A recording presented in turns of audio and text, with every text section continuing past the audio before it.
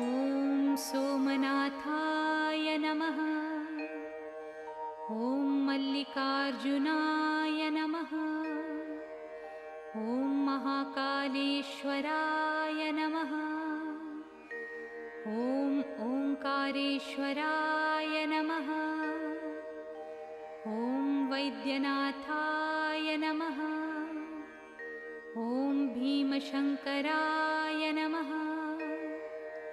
ॐ रामेश्वराय नमः। ॐ नागेश्वराय नमः।